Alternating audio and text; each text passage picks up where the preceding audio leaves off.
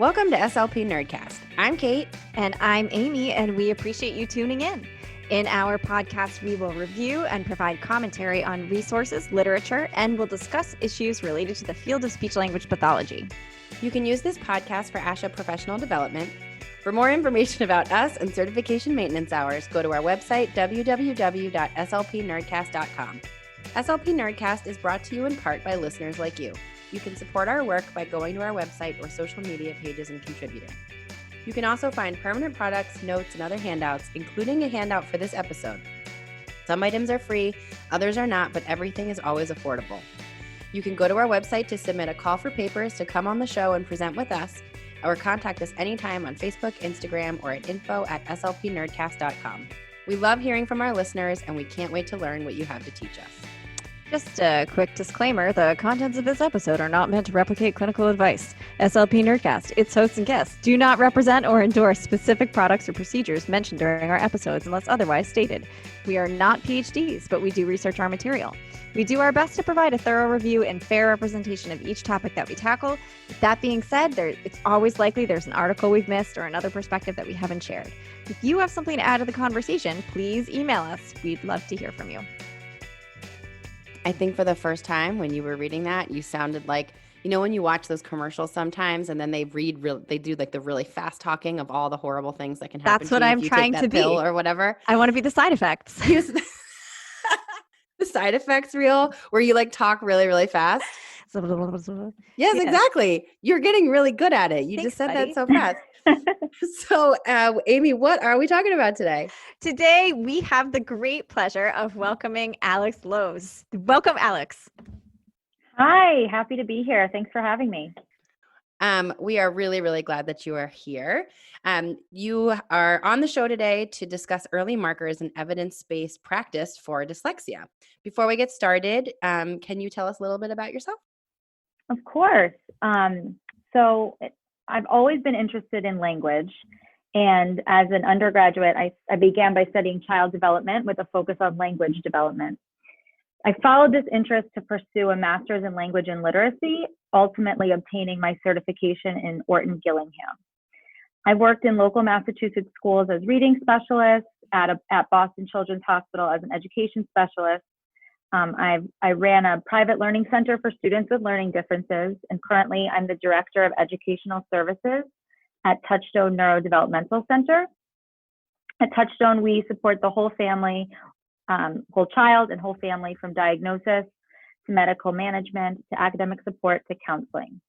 We provide neuropsych evaluations, academic evaluations, tutoring, and consultation for services across the spectrum. Ultimately, my passions lie in helping students and their families understand their child's learning profile and either advocating for them to receive the services they need in school or providing that service individually to the child. I can say firsthand, I've seen, because we used to work together, I have witnessed your brilliance firsthand. So we're super excited to have you on. I'm really looking forward to all the things that you're going to talk to us about today. I think that literacy is such an exciting and broad topic. Yeah, and it's really everything and everywhere. So it is a very exciting topic, in my opinion. But that's why you're here, because you're so biased and passionate about it that we obviously have so much to learn from you, which is so great. Well, I hope so. Before we get started, we have our mandatory disclosures that we have to read. Financial disclosures. Alex works as the Director of Education Services at Touchstone Neurodevelopmental Center. Kate is the owner and founder of Grand Bois Therapy and Consulting, LLC, and co-founder of SLP Nerdcast. Amy is an employee of a public school system and also co-founder of SLP Nerdcast. Non-financial disclosures. Alex is certified by the Academy of Orton-Gillingham Practitioners and Educators. Kate and Amy are both members of ASHA SIG 12 and both serve on the AAC Advisory Group for Massachusetts Advocate for Children. Kate is a member of the Berkshire Association for Behavior Analysis and Therapy, Mass ABA, the Association for Behavior Analysis International, and the corresponding Speech Pathology and Applied Behavior Analysis Special Interest Group. Okay, now that is behind us, let's talk about our learning objectives for the day. Number 1, how to identify early markers of dyslexia. Number 2, we're going to review screening and diagnostic tools for dyslexia. And number 3, discuss components of evidence-based intervention. Great. Tell us everything. Everybody ready? Yes. Tell We're us buckled up. all the things. We're going to start with learning objective number 1. How do we identify those early markers of dyslexia? Great. I'm actually going to take a step back a little bit there, and I'm going to start with the definition of dyslexia because I think it's really important for everybody to know what dyslexia is. And I will be sharing the International Dyslexia Association definition, which states that dyslexia is a specific learning disability that is neurological in origin. It is characterized by difficulties with accurate and or fluent word recognition and by poor spelling and decoding abilities. These difficulties typically result from a deficit in phonological component of language that is often unexpected in relation to other cognitive abilities and the provision of effective classroom instruction. Secondary consequences may include problems in reading comprehension and reduced reading experience that can impede the growth of vocabulary and background knowledge. So that's huge. Yeah. So we'll unpack that a little bit. First, dyslexia is a language-based disability. So what that means is that it refers to a spectrum of difficulties related to understanding the use of spoken and written language. It's important to talk about the clusters of symptoms that are associated with dyslexia. So not every person with dyslexia looks exactly the same, but there's a cluster of symptoms that are associated with dyslexia. So these include difficulties with specific language skills, particularly with reading, as well as spelling, writing, and pronouncing words. When they talk about unexpected in relation to other cognitive abilities, this is a child will have average to above average cognitive skills, and the expectation would be that their reading, writing, spelling skills, language skills would meet that cognitive potential. And when there's a discrepancy, that's where a difficulty lies. And it's referred to a learning disability because it makes learning more difficult, especially in a traditional learning environment.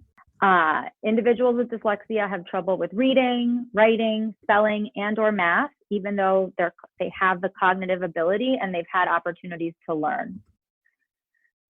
And, often most individuals with dyslexia have very talented and productive minds, and they can often overcome the problem with specialized instruction, which we will talk about later. I think another piece that stood out to me as you were speaking was the idea that these deficits can often be remediated with specific targeted instruction. So the idea that while it can be such a pervasively impactful set of needs that the person with dyslexia has, it's not that they can't access certain supports. It's just that the supports that may be typically available to others are not enough or not the right supports to address their needs. That's exactly it. And we'll obviously talk about what those supports look like, and also the importance of identifying it early to be able to receive those supports when the brain is malleable and able to be, really remediated. It's also important to point out, dyslexia is lifelong for most individuals. So remediation occurs, but there might be, they might not be as quick of a reader as some of their peers, but they can read every word, right? So it might show up in different places throughout their life. I think that's I was just going to say, I think that's a great segue into identifying those. That's what I was going to say. Yeah. Perfect. Great. Well, I know you have a huge audience, but obviously many of them are speech and language pathologists. And more often, so as an educator, sometimes we don't get to see kids until they're 6, 7 years old. And so a lot of speech, and I know it's a wide range of skills that speech and language pathologists work on, but a lot of speech and language pathologists get to see kids at a much younger age than a lot of elementary school educators. So there are a lot of early signs of dyslexia. And I just want to make sure to say, I'll say this a ton of times, but just because a child has one or some of these signs, early signs, does not necessarily mean they will have dyslexia one day. They are signs, and they can mean they might be at risk for dyslexia. But it's all the more reason to, once you start to see these signs, seek out a screening tool or a evaluation if they continue past a certain age. So for some of our young kids that, preschool age, kindergarten, some of the earliest signs are involved with our oral language. So again, it's so closely related to speech, some of the aspects that SLPs see. So learning to speak, learning letters and sounds, being able to identify that, that's the letter A and the A says ah. Remembering sequences. So remembering the days of the week, naming them in order, reciting the alphabet, counting to 20. These are some of those skills that may be difficult early on. Difficulty understanding rhyming. So knowing that bat and cat rhyme. So being able to generate rhymes or say, yes, that rhymes. Trouble recognizing words that begin with the same sound. So understanding that bird, baby, and bat all begin with B. Pronunciation difficulties. Trouble clapping hands to the rhythm of a beat of a song. Difficulty with word retrieval. So always saying stuff and that thing rather than naming objects specifically. Difficulty, this is a long list, but trouble remembering names of places and people that you see or places that you go to all the time, but trouble recalling that information. Difficulty remembering spoken directions. So, okay, brush your teeth, put on your shoes, get your backpack, grab your lunch. Child might get stuck on just one of those and not be able to remember all those spoken directions at once. Switching sounds within words. So saying like Betty tear for teddy bear when they're little, it's super cute, but also if it persists and, continues, that's definitely something to look out for. My brother has dyslexia, and when he was little, he used to say Kiku for cookie, and we thought it was the cutest thing in the whole world. Turns out it was a predictor for his later dyslexia diagnosis. I have a question, and now most of my questions are poorly informed questions. I don't know. I stopped studying dyslexia in graduate school because it's not my population.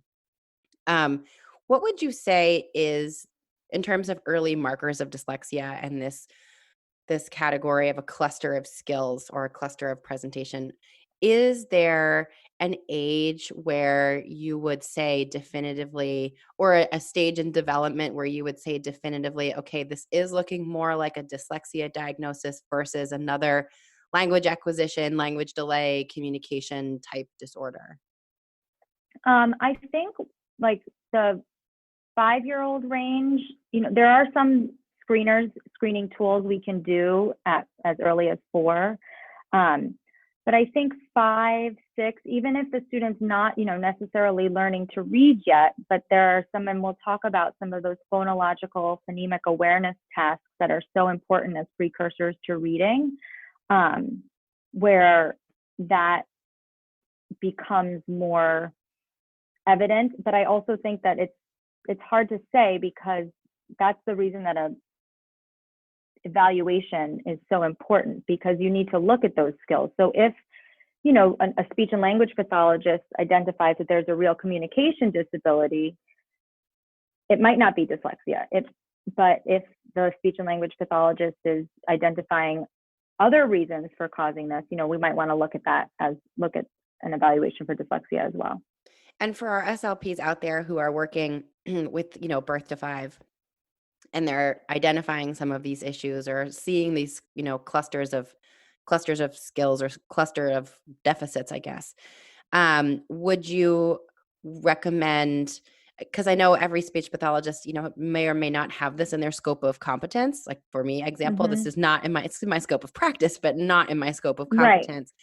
how would you recommend a speech pathologist, or who, I guess, would you recommend a speech pathologist refer to if they don't feel that they have it in their scope of competence, but they are seeing some concerning signs in terms of sound manipulation, rhyming, all of those kinds of things? Who would you recommend that they refer out to?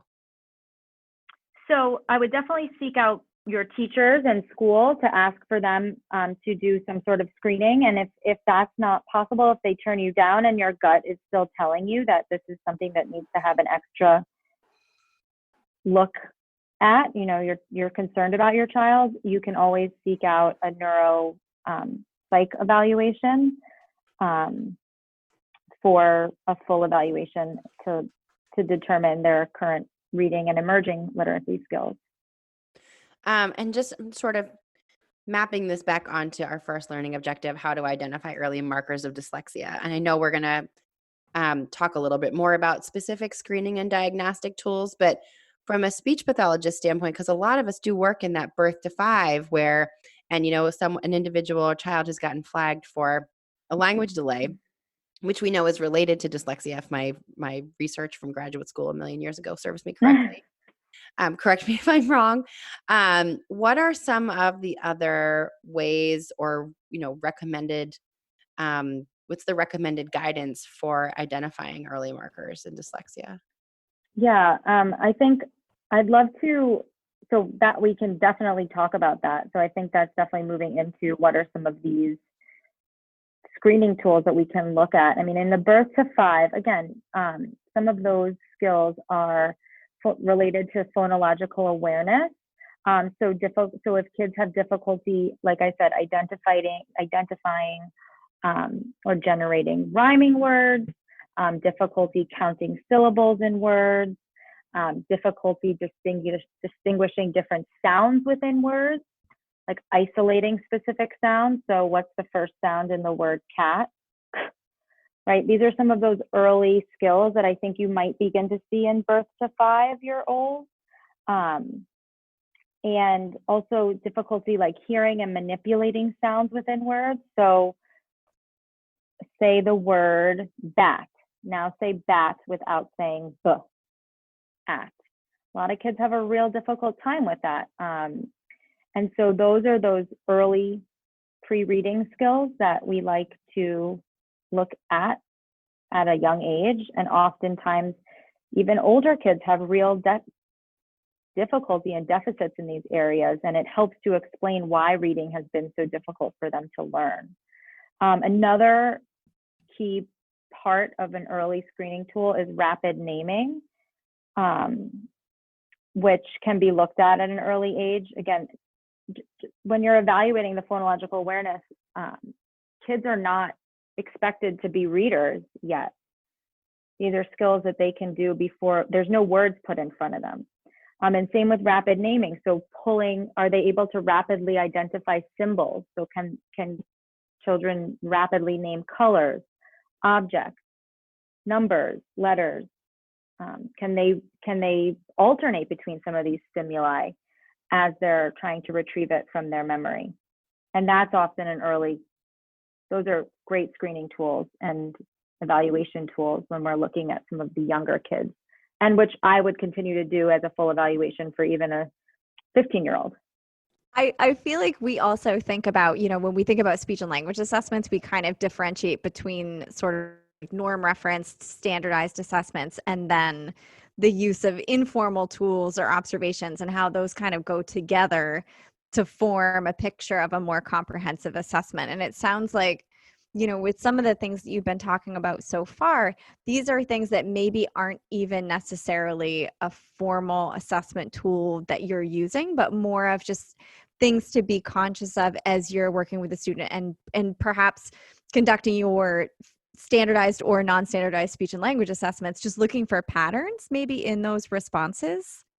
Yeah, I mean, I think obviously we wouldn't give a diagnosis for anything without doing a formal evaluation. But I think as a speech and language pathologist who is working with a student, if these are some of the behaviors that you're seeing really difficult for your student or your client, I would say bring it to the parent's attention. And if you don't feel like you have the skills or the means or the right tools, find someone who does to provide that to provide that screening tool. And we'll talk about specific screening tools and the difference between screening and an evaluation. I think that difference will be very helpful. And I think the point that you made right there is just so important. And it's something that Kate and I talk a lot about in this podcast, but the knowing kind of what your scope of competence is within your broader scope of practice and just knowing when to refer out, and the idea that you don't need to / it's also physically impossible to be an expert in every area of our scope of practice. And so by knowing some of these things to look for, it's going to help clinicians be able to make those appropriate referrals when necessary. So I think that's great. Absolutely. And I think, one of the tools that is very frequently used, that I believe is used frequently by speech and language pathologists as well early on with comprehensive evaluations, that I use all the time in reading and should definitely be part of a full evaluation, is this. It's called the CTOP, and it's the Comprehensive Test of Phonological Processing. And that you can administer as young as 4 years old. And so I think that that's a great tool for your listeners who work with this kind of population to have in their toolkit to be able to administer early on and just say, look, this is by no means the end all. I'm not giving you a diagnosis, but I'm concerned your child might be at risk. I don't want to miss, before we move on, because I feel like we're definitely veering into the discussion of screening tools and evaluation tools. Mm-hmm. So I want to go back a little bit to some of the signs and symptoms of dyslexia to look out for, because we talked about some of those early oral language, mm-hmm. but there are more. Great. Oh, wow. Okay. Yeah, so much to learn. Obviously, I was like, oh, that sounded like a pretty comprehensive list. It's a really comprehensive list, and so it's and like I said, and I will say it a million times, just because you struggle with one of those skills does not mean you are definitively at risk for dyslexia. It's just put all these together like a little puzzle, and then there might be evidence to say, let's take a deeper look into this. Mm-hmm. Yep. So tell us more. What are the other things that we should be looking for? So some more as the kids kind of get into elementary school a little bit older, when reading is really part of the demand. So this difficulty with learning to read, like I was speaking about, the difficulty with the phonological and phonemic awareness skills, difficulty in learning the letter and sounds, that sound symbol relationship. So to be able to look at the symbol, which is the letter T, and know that it says that's phonics. Difficulty remembering the shapes of letters and for when you're writing, or naming letters rapidly, which I spoke about early, with that assessment and why that's so important. I did not know that about the letter shapes. Yeah, remembering names and shapes of letters, absolutely. Transposing letters when reading or spelling. So maybe saying lap for pal or spelling lap for pal when you're into, I think this is important to talk about letter reversals. They're common. They're normal for little kids when it goes beyond second, third grade, first, second grade, when kids are still reversing their letters. Again, doesn't mean it's not like the only thing that means you have dyslexia, but it's definitely a common difficulty. Well, and I think to make a connection to something that a lot of speech language pathologists are familiar with, it makes me think about articulation errors or phonological error, like phonology errors in terms of speech production. A lot of those are typical up to a certain point, and we really don't worry about them, and they're kind of cute, and it's right. Something that you enjoy, all these adorable little misarticulations that is sort of synonymous with little kid speech. It's if it persists past a certain point. Exactly. And when we think about the letters, kind of transposing the letters when you're reading or spelling, is there a point? I know for articulation we have kind of general guidelines-ish as far as when we kind of start to get concerned as speech pathologists. Is there something similar for that transpose? Not so much. I mean, it's really interesting question. I mean, I see it in most of my students, and I work with kids from ages 7 to 17. And it's a very common, what's the word I'm looking for? It's a very common characteristic when you listen to someone with dyslexia read.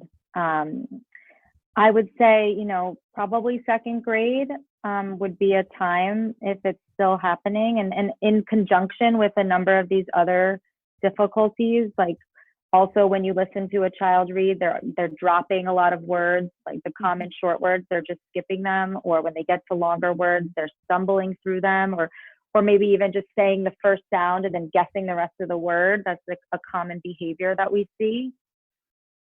So does that?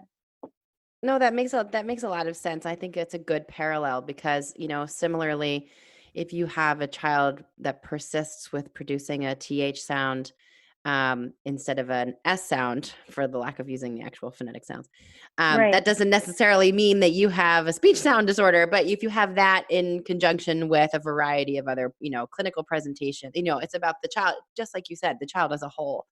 Right. Taking a 30,000 foot look at what's actually going on. I think that's a really good analogy. Yeah, absolutely. And it's so important to think about that with every single student that you meet with, that it's not, they're not all going to look the exact same, but that's why understanding all these different signs and symptoms are important. And once you put them together, it helps to create a better picture of that child's profile, and then how do we intervene. And then I'll just say, because we could go on for a long time on this, but that obviously then would impact reading comprehension. So if you have a child who at home, you're like, I just don't get it. I read them Harry Potter and they totally understood it. And now they're reading this book and they don't understand. It's because their brain is spending so much time decoding the word, sounding it out, that there's no space really. I mean, that's the best way I can describe it. There's just no space to comprehend. If I picked up a textbook on like physics, that's how it would be for me. I'd be reading every word, sounding them all out, and I'd have to reread each sentence 20 times to understand what they were talking about. That's such a good analogy. Or a different language, just like decoding the phonetics of, I don't know, pick any language I don't speak. Right. Well, I think that's true, just to connect it back to what you were saying earlier with the early signs in the younger population. When we think about the oral language, I feel like I use that analogy a lot with people who have significant motor speech challenges or significant articulation challenges. For somebody like me who doesn't have to think about the movements that my articulators are making in order to produce speech, I'm able to focus all of my brain energy on my message. But if I'm having to allocate 80-90% just to thinking about my articulators, there's not a lot of space left to allocate to my message. And it's like the input version of that. Right. It is. And then it bleeds into the output of written language, right? Because it's the same thing. Difficulty putting ideas on paper is often you have these kids who have grand ideas and they can tell you verbally amazing story. And then when they're given a piece of paper and asked to write it down, it's like the cat was mad, the cat was bad. And that's because their brain power is spending all the time. Like it's so common. I mean, the whole act of reading and spelling it's all so incredibly complex. But they're not only, and then take on top where they might have difficulty forming the letters, right? So they're spending time writing the letters, thinking about what that is, thinking about the sounds they need and what letter makes that sound, and then putting the word together. And so, yeah, it impacts the written work as well. Yeah, that totally makes sense. It makes sense that any level of effortful involvement is going to disrupt all of the things like further downstream from that task. Totally makes sense. So if we're sort of taking that, sort of going back to that idea of the whole child and the cluster of skills, and thinking about a speech pathologist who's maybe identified some of those clusters of skills, I feel like that's a nice segue into our second learning objective, screening and diagnostic tools for dyslexia. We've mentioned a couple of them, the CTOP, right? CTOPP. Mm-hmm. What are your, I guess, can you tell us a little bit more about that? Because I think for a speech pathologist, unless this is truly in their scope of competence and something that they've studied extensively, this might be, I think, there might be some conflicting information out there. Yeah. I think it goes without saying, but I'm going to say it, that early identification and intervention for students with not only dyslexia, but any disability is crucial and critical for important and better outcomes later on. And so in some of those, so for your question, Kate, for some of those specific skill weaknesses in the early ages, by doing screening and testing and identification, we can predict difficulties. And so what those look like, measures in the early years, we're looking at measures of phonological awareness. So like I said, the phonological processing, the CTOP, phonological memory, which is also part of the CTOP, and rapid naming, which I talked about, that ability to retrieve. There is a component of the CTOP that evaluates that. And another one is the RAN-RAS, the rapid automatized naming, and the rapid alternating stimuli assessment. Those are both standardized assessments that highly recommend. But of course, not all schools, not all teachers, not everybody has access to these, nor have they been trained in how to administer them. So that's why there are certain, I don't know specific names of like informal screening tests. I mean, you can definitely search. There are a number of informal screening tests that are available. But I would say beginning in kindergarten and beginning first grade, these are times for kids to get those screening tools and be identified that maybe they need targeted intervention now. And maybe then by second grade, they will not ever need to be on an IEP. They will never need explicit services because they received that early targeted intervention, and that was enough. And so that's why those screening tools are so important. It's when we move to a little bit older, by end of first grade, before second grade, that and the concerns are still there, that we want to focus on an evaluation of reading development. The screening tools are only useful if the school is then willing to provide or able to provide that intervention in those beginning years to help remediate or even prevent any further need for assessment or intervention. So as you were talking, I was, having all of these light bulbs go off about the purpose of a norm referenced assessment. So we've talked a lot on this podcast about the purpose of standardized assessments, standard scores, screening tools, and what they're good for and what they shouldn't be used for. And as you're saying these things about the importance of screeners for early identification and providing supports at a younger age versus a full evaluation with a norm referenced test to presumably compare that individual to a norm referenced sample, and then maybe come up with some diagnostic criteria, or give a diagnosis, or flag additional skills for being at risk. I'm wondering though about the connection between the results of a norm referenced test and how that drives the treatment for dyslexia. Absolutely. And we can talk about that right now. We could jump into that. I think that's part of our third learning objective and what kind of instruction would be most effective. So I can do that now, or we can save it till we move into our third learning objective, whatever. Well, why don't we leave it as a nice little teaser? Okay, we can come back to that. We can come back to it later in the episode, but I don't want to derail us because we were in a good groove there. But I'm really excited. I'm excited about the answers to that question. Yeah, and I also want to. I would be remiss if I haven't mentioned this yet, that dyslexia is hereditary, right? So, and it's a neurological in origin.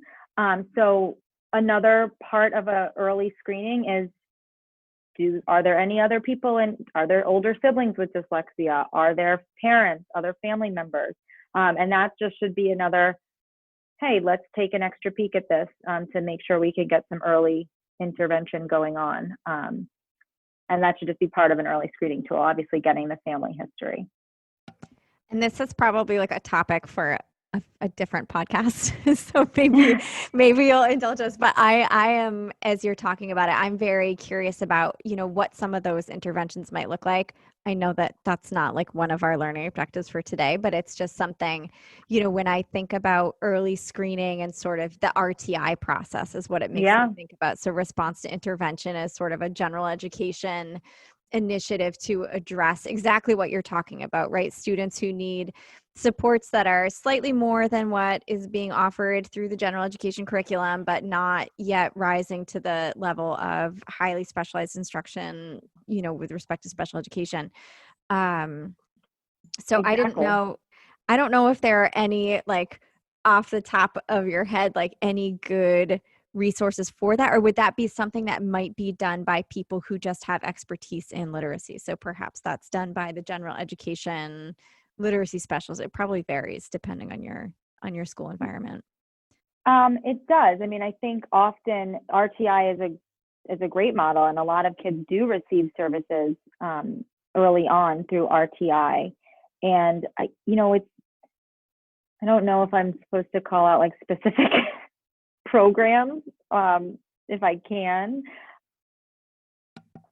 I think it's okay. I mean, I think that we don't like firmly endorse, but I think as our guest expert on the topic, your I mean, a lot valuable. of schools use, and we'll talk about what a structured literacy approach looks like when we're talking about intervention.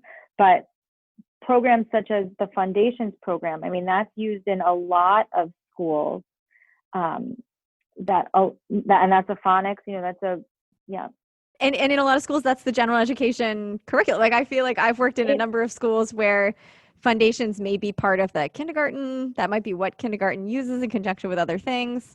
Yeah, it is. And so and then sometimes what you see kids that get pulled out for like a double dose of Foundations. And depending on the student, that's enough. And a lot of times it's not enough. I think Foundations is, it's great. And I'm so happy that they're moving that schools are moving towards this model of teaching phonics and bringing that within the classroom, but making sure that the kids who need more than one lesson on the short A sound is really important, and making sure that those kids are getting the services that they need. That helps like paint a picture in my mind of kind of what that looks like, right? So it might just be using your existing curriculum, but then providing some additional actual just literal repetition of some of those existing lessons might be part of that RTI intervention, possibly. Yeah, and another really great early program is the RAVO program. I don't know any. I think schools can use that as a level of RTI instruction as well. And then we'll get to talking obviously about Wilson and Orton Gillingham as well, which would be more individualized. That's awesome. I think it's helpful just to like, I tend to like make pictures and like charts in my head. Yeah. I feel like it's helpful for me to sort of think about the RTI pyramid and kind of fit those things into different spaces. So, absolutely. It would be a more intensive and supported intervention, perhaps, than repeated lessons and foundations. So that's just helpful. Exactly. Yeah. We never really talked about what a comprehensive evaluation would look like. We really never left the screening tools.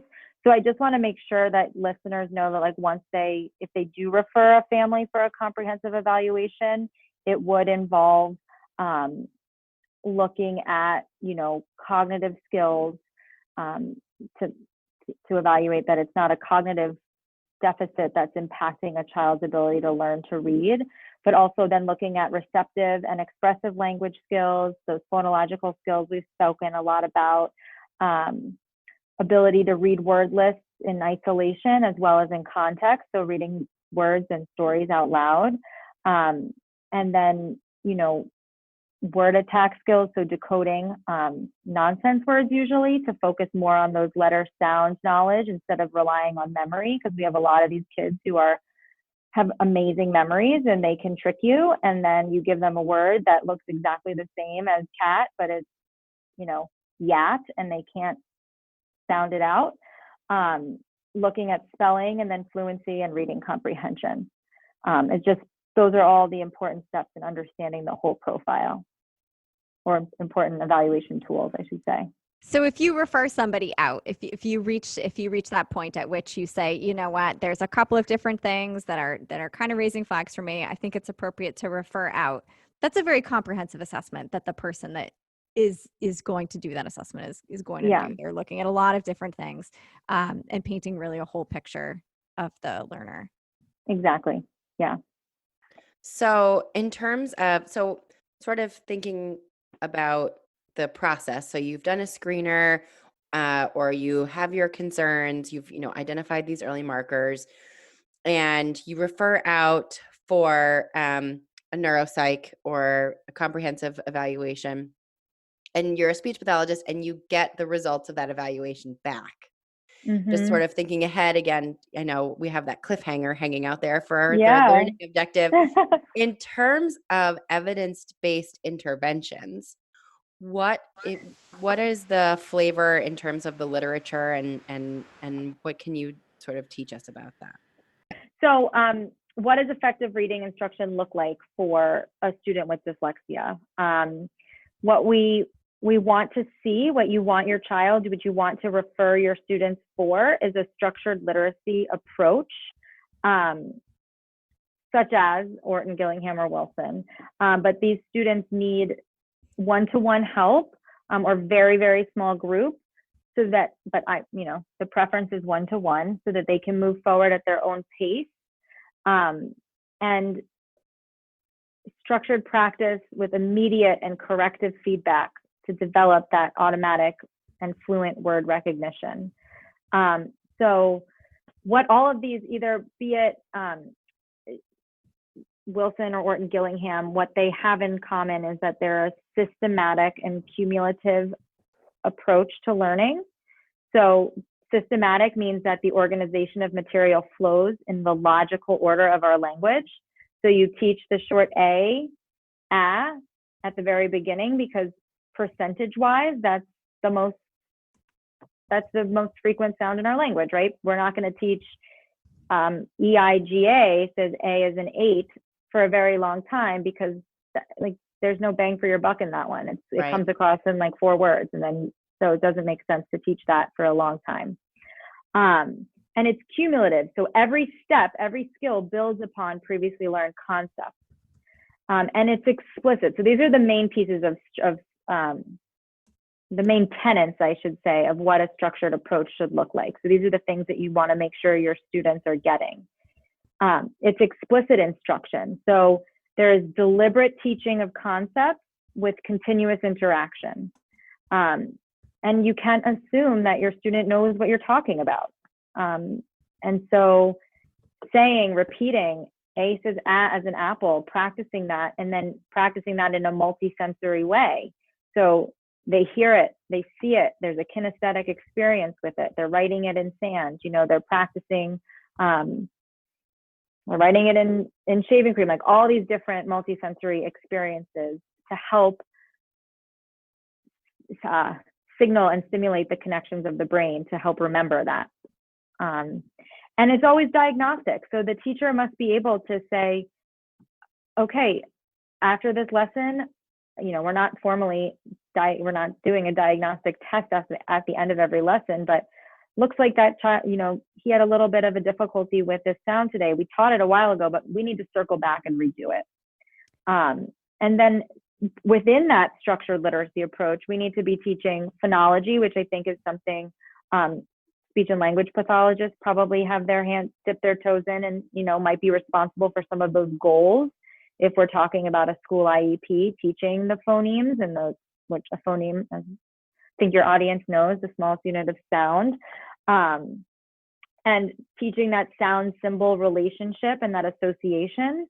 So once they've understood once they have the awareness of phonemes, of our spoken language, now how do we map those phonemes to symbols, which are our letters? And that is what needs to be taught and mastered, both visual to auditory for reading and auditory to visual for spelling. It's a lot. I mean, it's a lot that goes into reading. Structured literacy, we talk about syllable instruction. I mean, and sometimes we explain this to parents, and it's like a foreign language sometimes, because when you learn how to read, if you don't remember learning how to read, you probably didn't have a difficult time learning how to read, right? It just never, you didn't have to focus on these skills. You saw it once and it just kind of clicked for you. But we teach syllable instruction. So there's 6 syllable types in our language.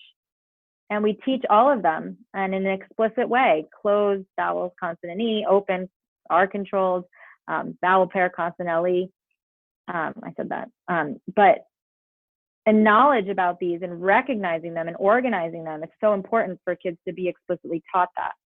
And then a huge piece that's often not talked about as much, and I think we're hoping that it's getting more traction, is morphology, the smallest unit of the language, the smallest unit of meaning in our language. So teaching a structured literacy curriculum should include prefixes, suffixes, base words, root words, right? And so they can start, because this not only is going to build fluency, it builds vocabulary, it builds more knowledge, and always, making sure that the child is comprehending what they're reading, understanding the connection, semantics, and the syntax of when they're reading our wild language. I think that was such a good synopsis. And sort of going back to something that you said earlier, about how complex this process is. And as a fluent reader, and I think I would assume that a lot of our audience are fluent readers, we take it for granted because it happens so instantaneously that we forget all of these tiny skills that have to work integratively to make that happen successfully and to have a successful reading experience. It's so true. I mean, it's incredible when you think about all the pieces. I mean, even with speech too, right? When you think about all the little pieces that come together to produce a word, and then take that one step further and add symbols that to some people there's no sense of these symbols, and they need to be taught explicitly. So getting back to our cliffhanger, I'm pulling us back. So, the speech pathologist sees these standard scores and gets that report, and then that school system doesn't have a reading specialist. They don't have a Norton Gillingham trained person. What would you say are some strategies for designing a treatment based on the report that you get, based on those scores? So if you are finding that, if you receive a score or a report that has a diagnosis of dyslexia for your student or the client you're working for, and they don't have access to any of these skills, I mean, I definitely think you need to advocate for them in the school system to be able to receive this. It's their right as for free and public education to receive what they need in the least restrictive way. But I think at the basis, I think for a speech and language pathologist, I think the best place to start, because it feels most in tune with what you probably have been trained in, would be that phonology, the study of the sound structure in spoken words, and help to include some of those phonological awareness skills and phonemic awareness skills into your practice, while advocating for some more of that structured literacy to move into the phonics if it's not something that the SLP feels comfortable teaching. Well, and I think another thing that's worth bringing up, even if you have those supports in, let's say you work in a school system and you do have a literacy specialist and you know that the student who's on your caseload is also seeing a literacy specialist, I think it's worth mentioning that it's great to reach out to that person and have a collaborative conversation about aligning your goals and objectives. Because I think one of the biggest things what are the characteristics of systematic and cumulative approaches to literacy instruction, like those main tenets. I think one of the things that stood out to me was just that idea of a scope and sequence. And so as a speech language pathologist, as somebody who's worked as more of a general practice speech language pathologist in schools, I think that would be something that could be so helpful for me to learn from a conversation with that child's literacy specialist. Oh my gosh, it is so important to collaborate. And I think we don't, it doesn't happen enough, at least in my understanding. I mean, if a child has a speech and language supports and also getting reading supports, they need to talk to make sure that the instruction's in line. And if there's anything each professional can do to support the other one, I think it's so important. I totally agree. And I think, I think back to the days when I worked more in that capacity, and I would have jumped at the chance if somebody, if I had called up Alex, the reading specialist, and said, okay, Alex, what are you guys working on and what can I work on? And you said, you know what, we're starting with A because it's the highest frequency sound in reading. Here are some ways that you can maybe just incidentally bring awareness to that, just that repeated bringing of awareness to, oh, we're working on A, that's the sound A. I noticed it's A, let's look at this story, let's find the A, or whatever your tips were for me. It's just more hands on deck, kind of bringing that awareness, and not that the SLP would necessarily do the deliberate teaching that's happening in the literacy sessions. But if we're all working on the same thing in different ways, or hopefully in aligned ways. Because it also helps the child to generalize those skills outside of your one-to-one session with your reading, with your reading teacher. Because often we create a really structured environment for them, because another key component is to make our kids successful, right? We're not going to throw in a word like boil if they've never learned that OI says oi, right? So we're creating an environment where the child feels the success during this structured approach. And we want to make sure that they can then generalize that skill into other areas, content areas, classroom, speech and language instruction. Oh, and then also, actually, I know this is not, working with the OT, because sometimes letter formation is really hard. And there's only so much you can do, depending on how much time you have with the student. I know I work on letter formation all the time, but it's like you have an hour, and it's how much we need to prioritize some of our time together. There's a lot to work on. Just another example of how collaboration is so incredibly important across. I mean, we talk about this all the time, but we don't do literacy. It's a fundamental cornerstone of success for all of our students, all of our clients, no matter their profile. Soapbox over. I think it's very, very important. So important. It is. And to promote that also thinking about the student as a whole person and promoting that feeling of success that they're having in that session with you as their literacy specialist, and to be able to have that feeling of success as a reader in more environments within their day is just a huge thing that we should all be wanting for that child. Yeah, we should be championing. I can't say that. But yeah, we should. Championing. Oh yeah. Ding, ding, good job. But yeah, absolutely. And it shouldn't be the onus on the parents to have to make that connection. And it shouldn't only happen once a year at the IEP meeting. Right. It needs to be happening every week, all the time. Is there anything that you want to leave us with? Any golden nuggets of wisdom that we haven't covered? We covered a lot, that's for sure. I want to emphasize the importance of, following your gut as either a parent or a speech and language practitioner.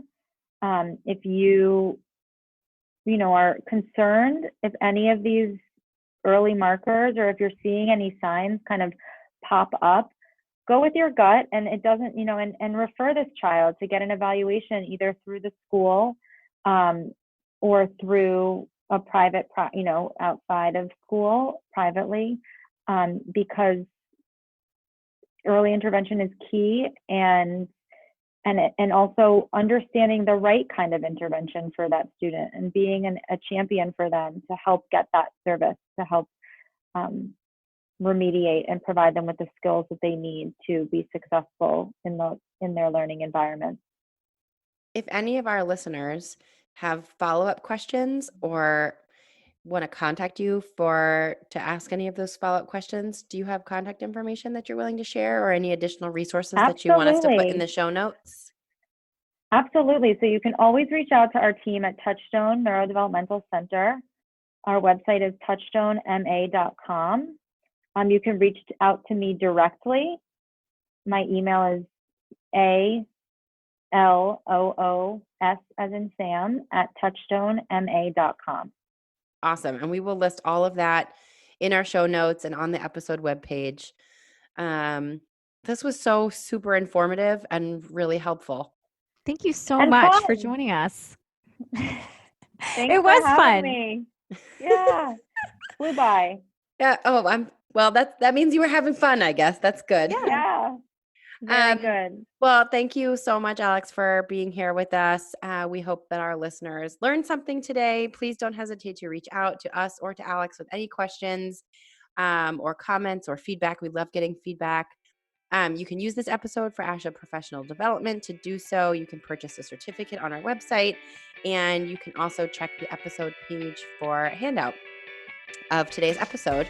Other than that, we're glad everybody stuck with us till the very end, and we hope to hear from everybody soon.